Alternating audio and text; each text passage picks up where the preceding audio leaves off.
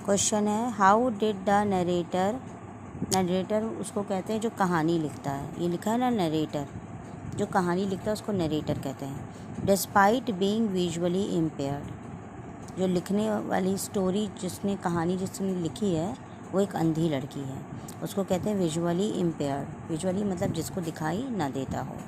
Believe had an advantage, उसे भरोसा था कि उसको एक फ़ायदा है।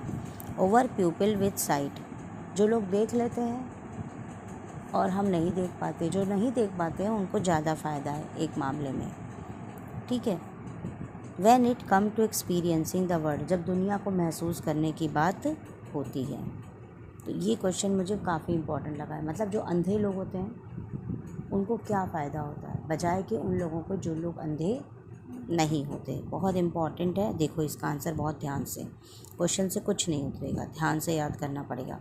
ही फेल्ट, उसने महसूस किया, दैट ब्लाइंड पीपल, जो लोग अंधे होते हैं, take in only the essential and observe more keenly.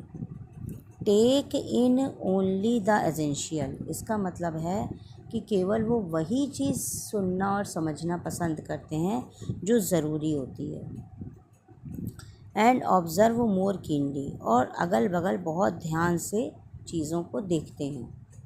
Observe माने देखते हैं, मोर कीनली मतलब बहुत ध्यान से। विद देयर रिमेनिंग सेंसेस, देखो आँख से नहीं दिख रहा लेकिन उसके अलावा उनकी नाक भी सही है, उनके कान भी सही हैं, उनका छूने का क्षमता भी ठीक है हाथ पैर से, तो उसे सेंसेस कहते हैं। तो observe more keenly with their remaining senses, ठीक है। तो फिर से देखो कैसे कैसे याद करोगे। ही फेल्ट दैट, पहले इतना याद करना, फिर याद करना ब्लाइंड प्यूपिल, इतना याद करना, फिर याद करना टेक इन ओनली, ये जरूर याद करना, बहुत गड़बड़ होगा इसमें।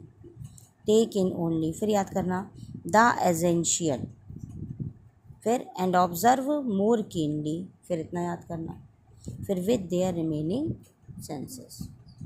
कि जो अंधे लोग होते हैं वो देखते नहीं हैं लेकिन जो दूसरी चीज़ें होती हैं उनको वो अपने बाकी बचे सेंसेस से बहुत ज़्यादा ऑब्ज़र्व करते हैं। इसलिए जो अंधे लोग होते हैं वो दुनिया को ज़्यादा अच्छी तरह से महसूस करते हैं कि कहाँ पे क्या रखा है और वो कैसा है।